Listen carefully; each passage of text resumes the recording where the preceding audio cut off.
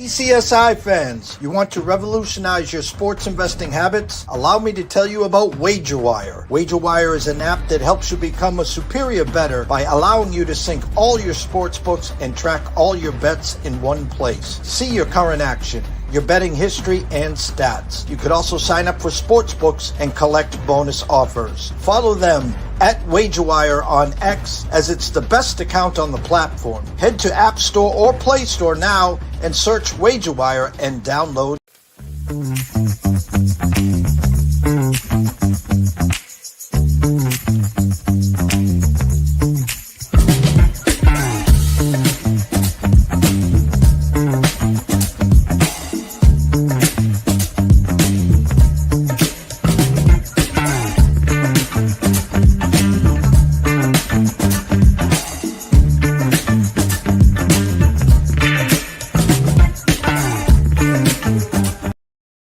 Excuse me, Mr. DJ. Well, check this out. We got a great show coming your way. From the ECSI Sports Studios, the #1 sports information program in America, The Breakfast Bankroll, with your host, the sports broker, Jeff Dawson.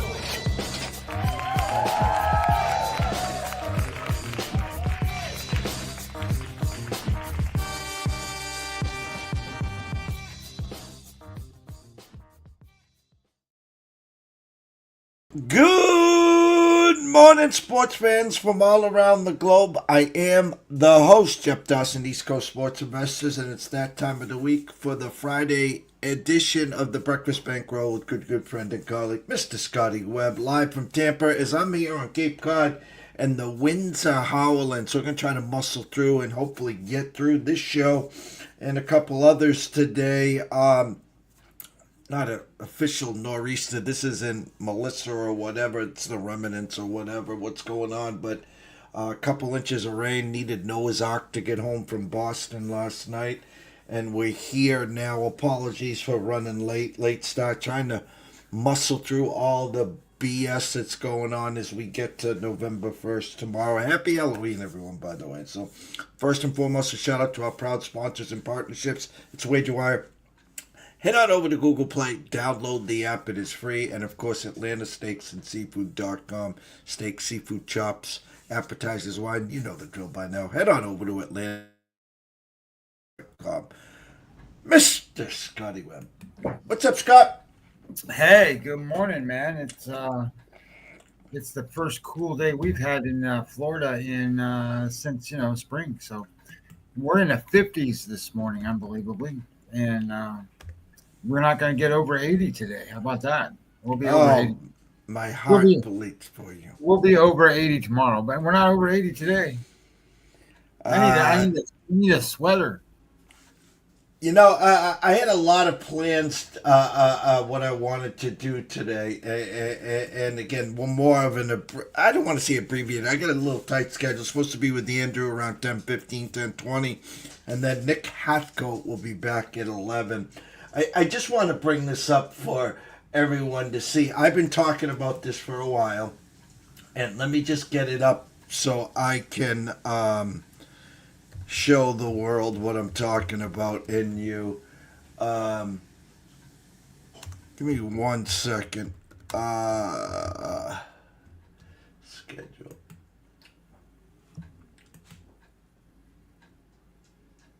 All right.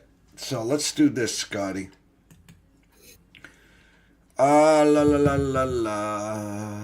Share. Ravens.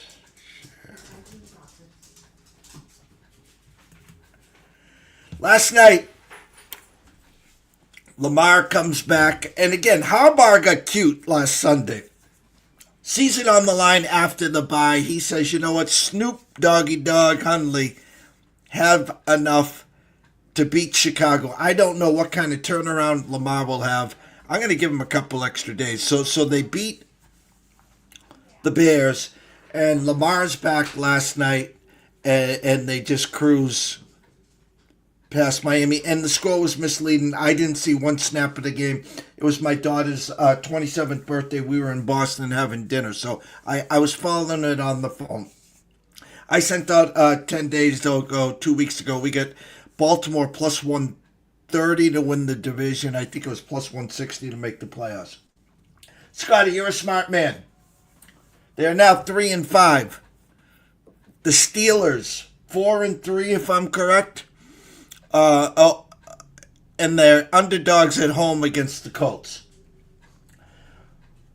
Ravens at Vikings, they'll be favored. That's look ahead's minus 4.5. Okay. Ravens at Browns, they'll be favored. Jets at Ravens, they'll be favored.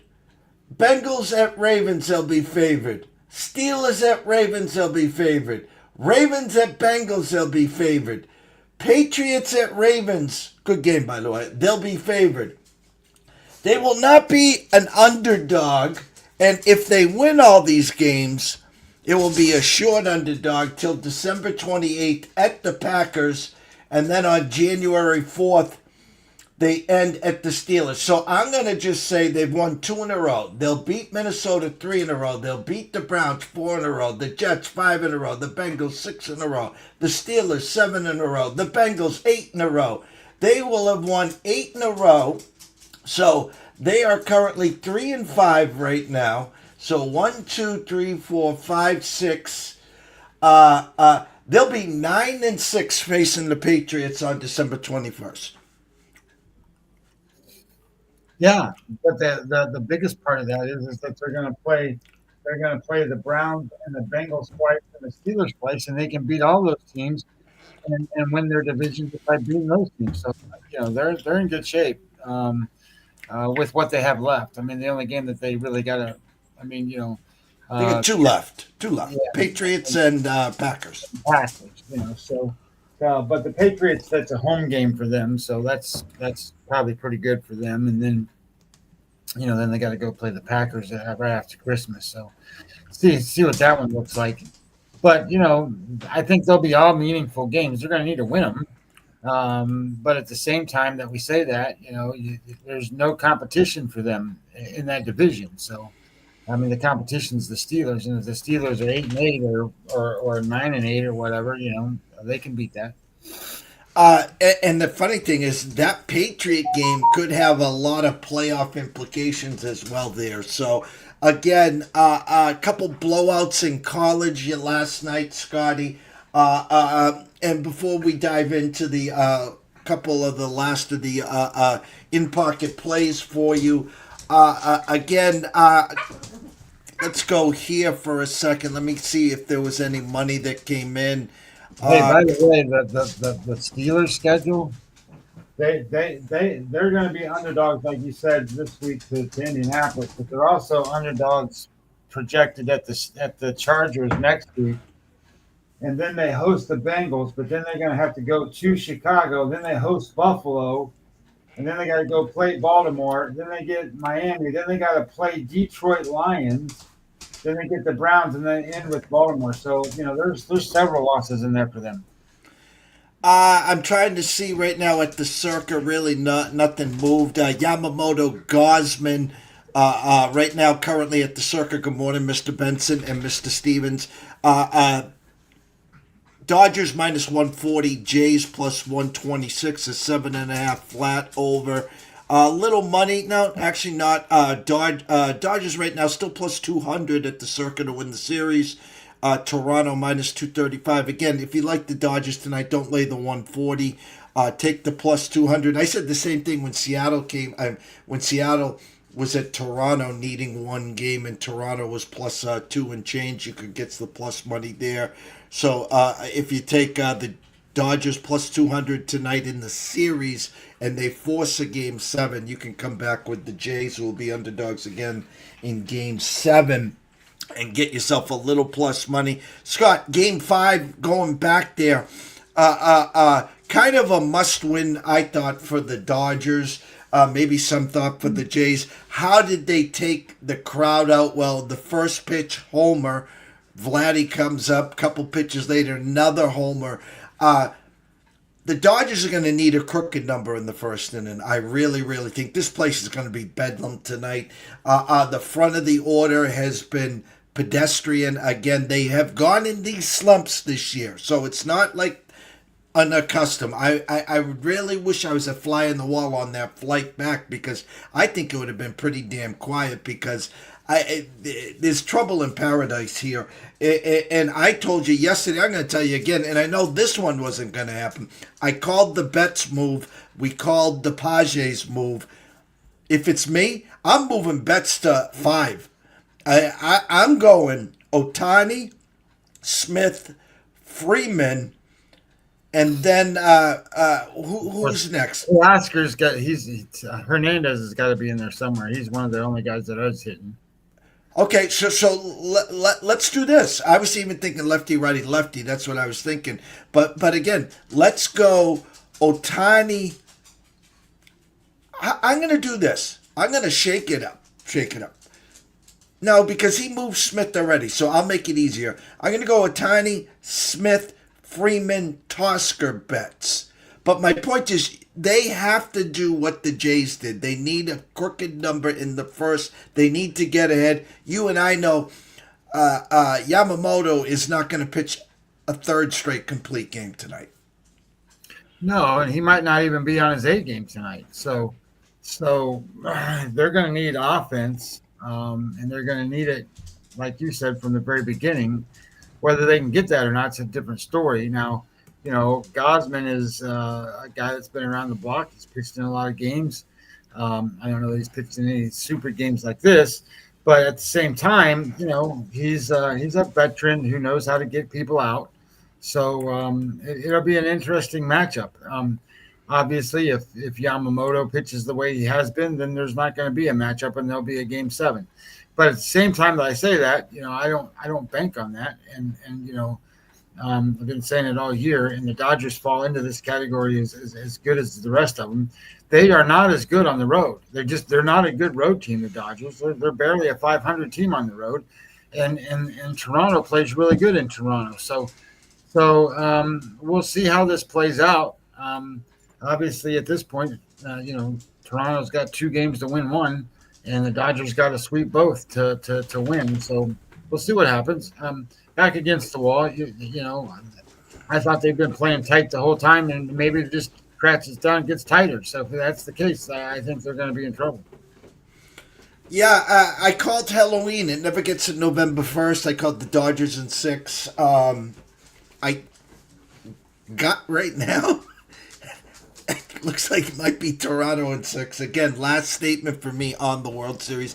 If you still like the Dodgers tonight, just take them plus the 200 in the series. They win, then you get yourself either a break even if you want the Jays in Game 7, or you want to hold on to the plus 200, because the Dodgers will be short favorites in the all hands on deck game Saturday night. Winner take all there. Scotty's in pocket plays.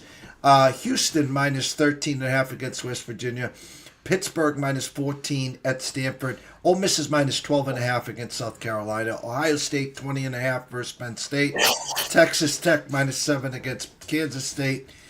Duke plus 3.5 at Clemson. And speaking of Penn State, James Franklin of the Virginia Tech Hokies. Any thoughts on that, Scott? Yeah, I mean that's a program that he fits at. I mean, as far as I'm concerned, I think the student body and the people around him can get into that as long as he's into that. I think he'll be all into Sandman and all those things, and I think he can recruit. So I think that he can. I don't want to say revive that program, but he can get it back to a you got to remember, Frank Beamer had that program to a point where they had Michael Vick, and they were beaten for Florida State when Florida State was one of the best schools in the country. So I think they can get kids there. I don't know, they don't have the nil money that's required anymore, but I think I think that maybe there might be some boosters that like him or whatever and follow him over there. But I think that's probably a good settling point for him. It's I don't want to call it a middling school because it's not really a middling school. I mean, it's not like getting LSU, right? I mean, it's not like getting Florida. It's not getting those jobs, but at the same time, it's also not getting Bowling Green. So I'm not Bowling Green's not open, but I'm just comparing in retrospect to those things. I think that's probably a pretty good fit for him.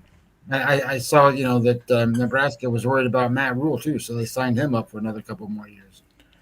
And that's the comedy here when these, lots of times there's ploys. I'll bring up a one near and dear to my heart, Coach Mr. Hurley for UConn.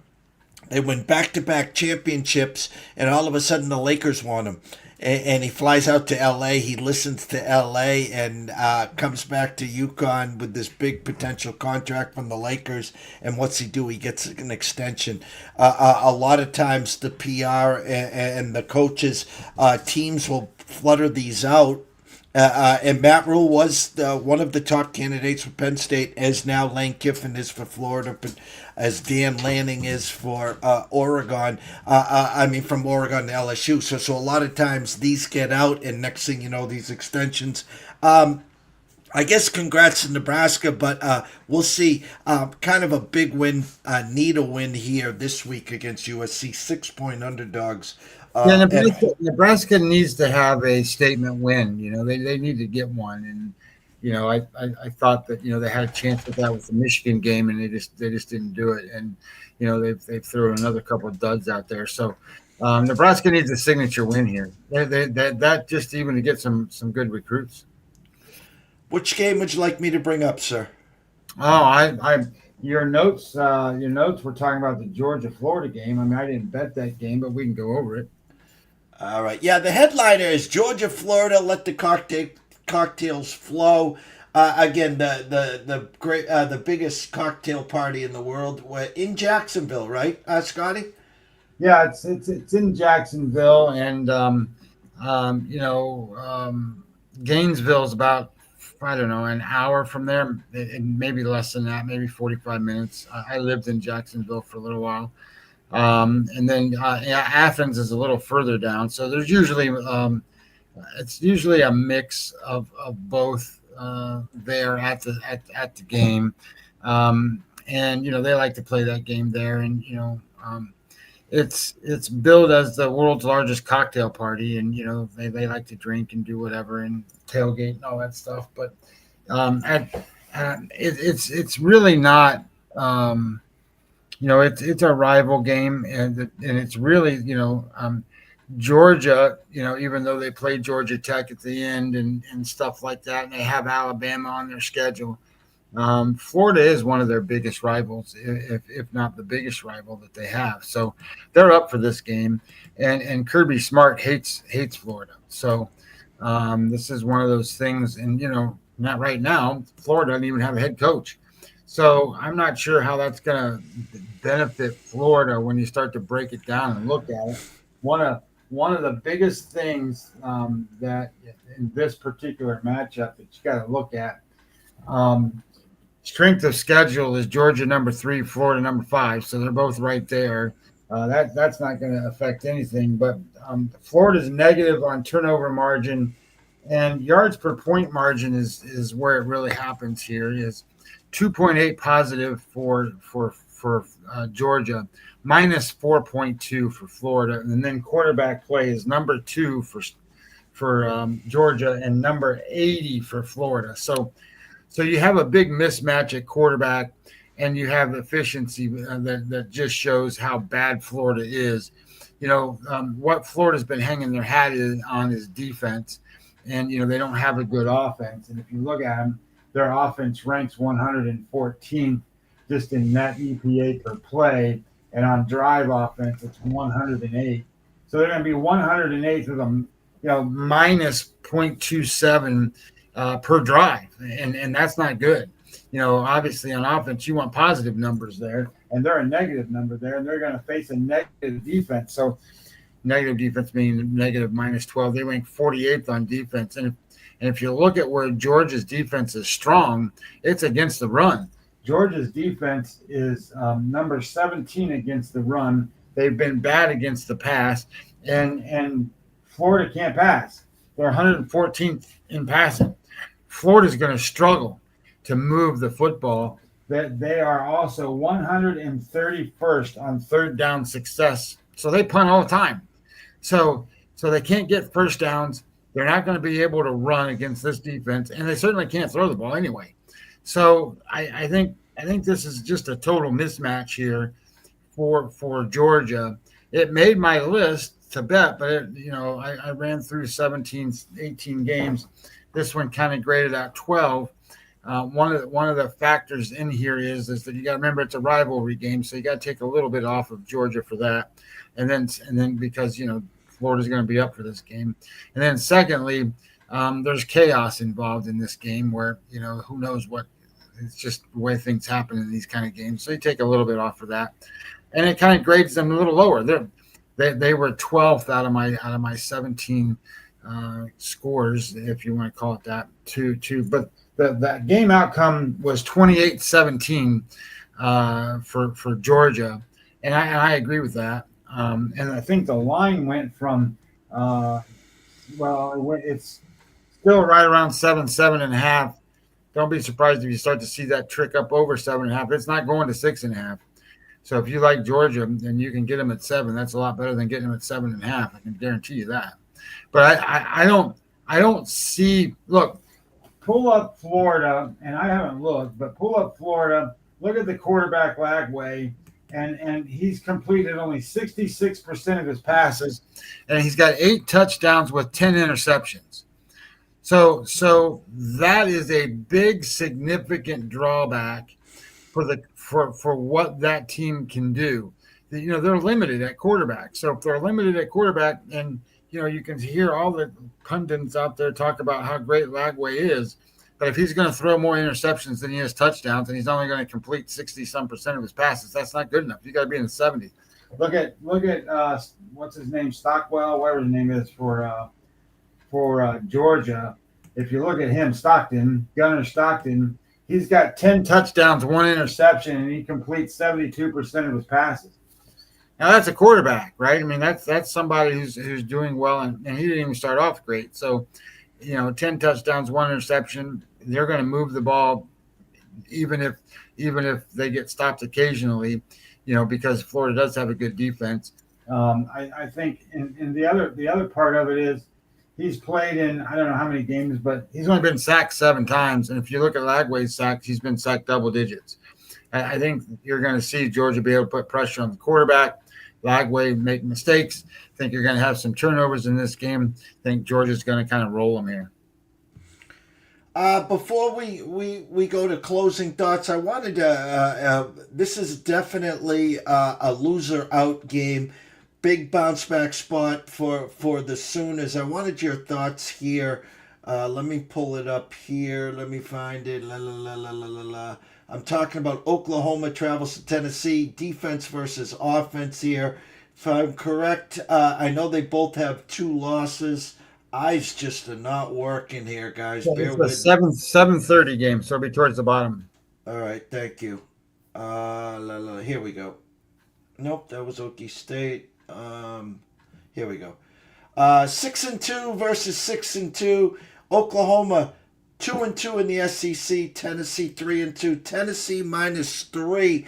And what's enticing about this game when I look at it was the over/under, which is currently like 5.5, I think. Yeah, which is a Tennessee number with the Oklahoma defense here. So loser definitely out of the playoff race. Winner gets some more momentum. Thoughts on this game, Scotty? Yeah, so when I broke this game down, I thought that what I thought was going to happen didn't happen. I thought it was going to tell me that we should be on the Oklahoma side is what I thought it was going to say, but it didn't say that. It's so the final score came out Tennessee 31 and Oklahoma 24.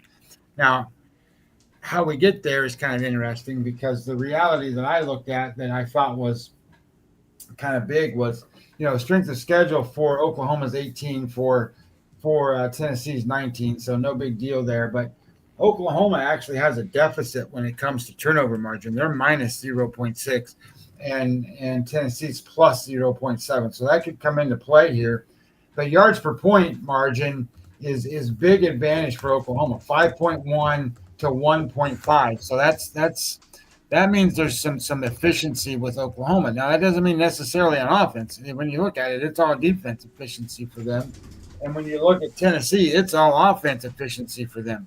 But one thing to keep in mind is if you go back and just I'm going to pull this up, and you look at the profile for Oklahoma.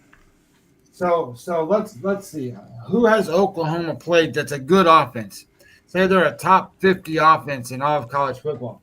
Well, Illinois State doesn't qualify. Michigan doesn't qualify. Temple doesn't qualify. Auburn doesn't qualify. Kentucky, no.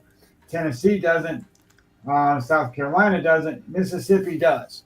They've played one offense that's actually a top 50 offense in all of college football. How many points did they give up in that game? They gave up 34 points to Mississippi in that game. So how good really is this defense? And now when you grade it out, Tennessee's offense is actually graded better than Mississippi's offense. So it's kind of interesting to see how that matchup lines up. And I'm not sitting in. I guess the best way to say it is, I'm not going to sit here and tell you that like Mateer's the greatest quarterback in the world. I think he's still hurt. And if you look at his numbers, he's got 8 touchdowns, 6 interceptions, 14 sacks, and 64% completion rate. Well, that's not good. So I think Oklahoma's offense is such a detriment to them that all they can do is run the football. So when you look at their offense and how it matches up, their run is actually 94th. Their passing is 81st. Of course, Tennessee's defense isn't very good, but they can at least slow people down to a degree. But it's their offense. They rank 17th and they rank 41st. They're going to go against this defense. It's pretty good, but it's not Michigan. I mean, this is not Michigan going to play Oklahoma where you're going to have, kind of a low-scoring game.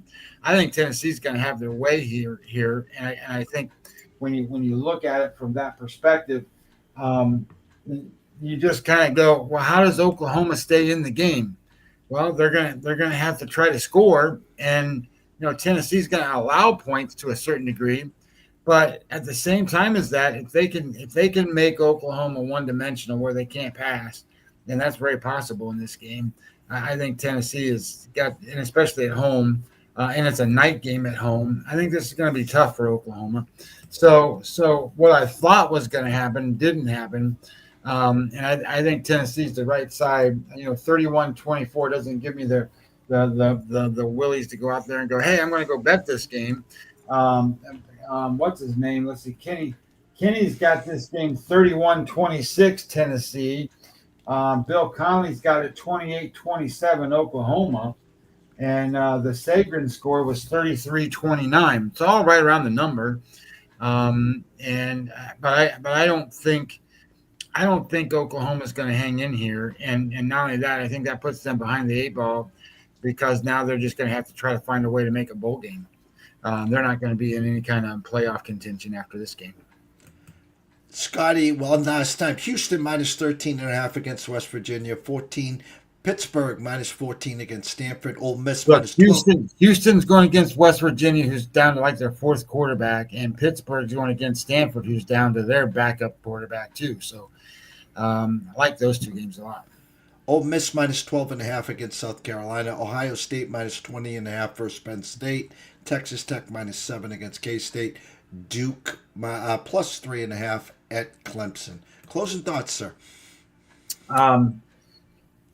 Closing thoughts. Well, my closing thoughts are really related to poker because I'm getting ready to go play some poker. But I think when you start to relate things and you want to look at stuff,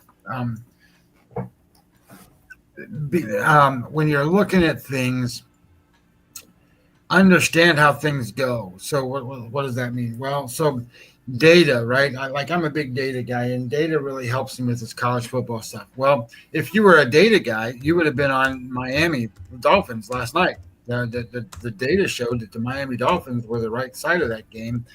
So you have to have more play in what you're looking at, and I guess the best way to say it is, don't get so caught up in the numbers are the right thing all the time. There's a mix of all of it, and you've got to have a little bit of understanding to what that mix looks like. So especially in the NFL, in the NFL, it's that way a lot. So as these things kind of come out, and as you're looking at stuff and breaking it down, I think the best advice that I would give to people is you need to have some sort of understanding about the quality of the teams and match the teams up to a certain degree. What does the line look like? Because the line tells you a lot about what's really going on with the teams. And then your job isn't to find out, unless you're going to bet props or something, what the yardage is going to be looking like.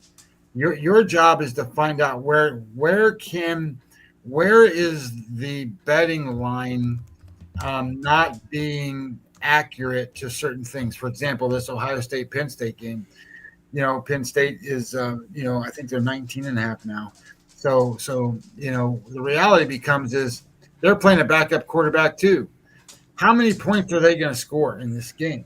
I mean, just are they going to score any? Are they going to score 7? Are they going to score 10?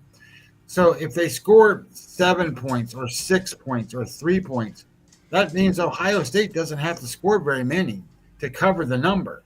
And how many times has Ohio State not done it?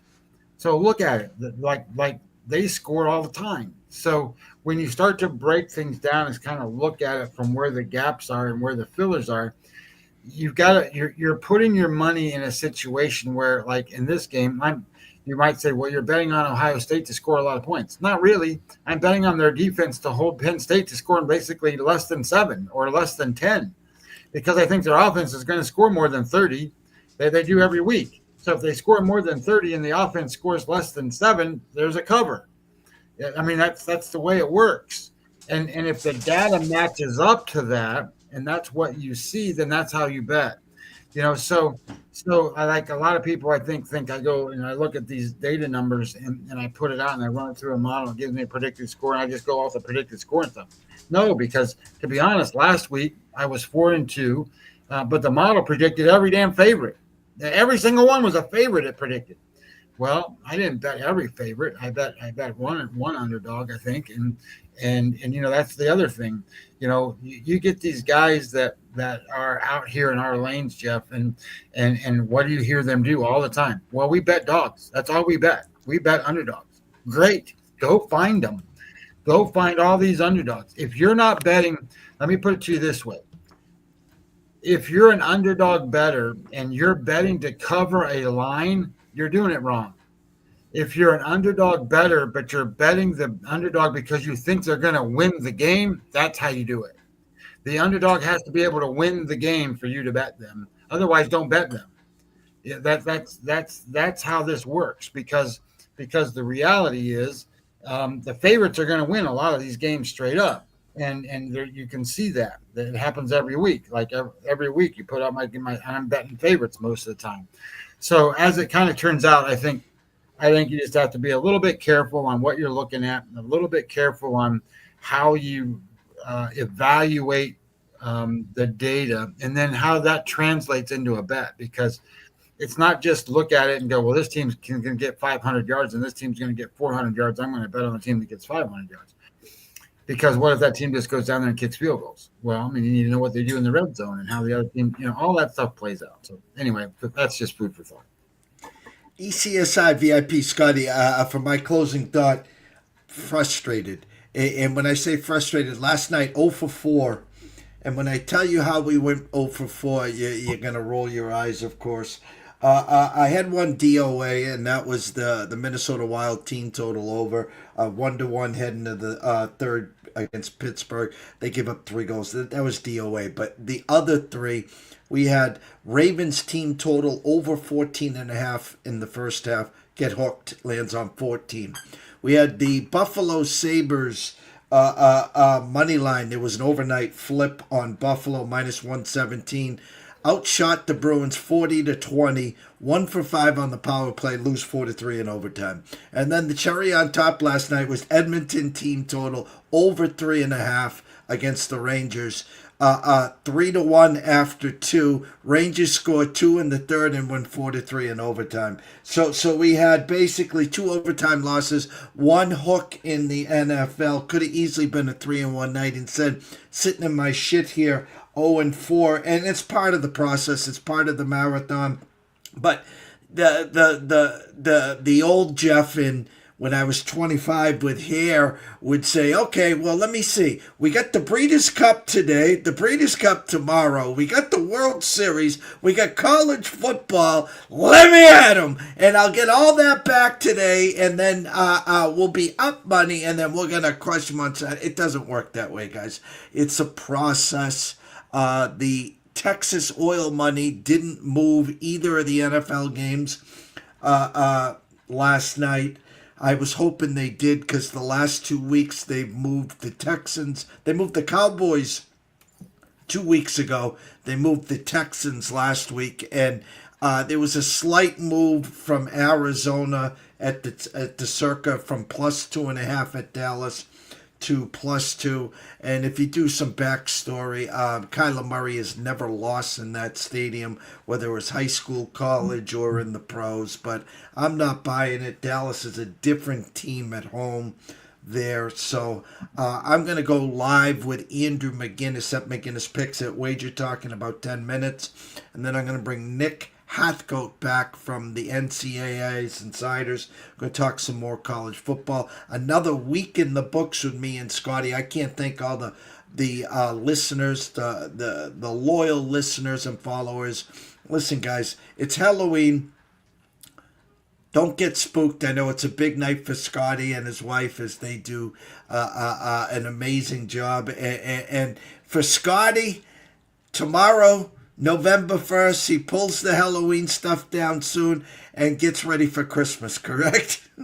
Yeah, I'll be pulling it down Sunday. I'll leave it up one more day, and really that's just I go play poker on Saturday, so I'll do that on Sunday when I'm off and before the football games and all that stuff, and then I've got a little bit of time because Thanksgiving comes around, and really it's like the day after Thanksgiving. Got to put all that crap out. But the way Christmas works, it's way more inside too. I'm like Christmas trees and the decorations and all the lights, whatever.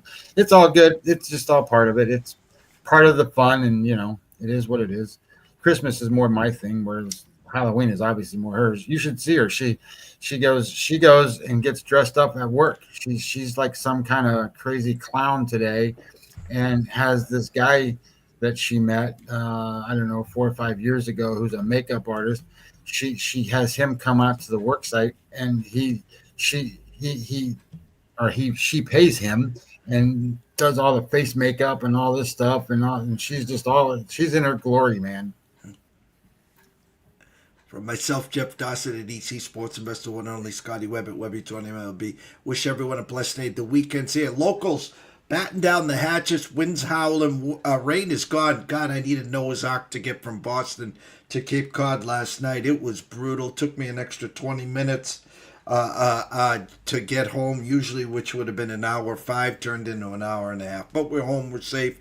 Notre Dame tomorrow at BC. I don't think we'll be allowed to do the tents. We'll probably be tables and chairs. Notre Dame minus 29.5, and I just looked. They scored again. So, again, everyone, have a great day, a better weekend, and stay tuned.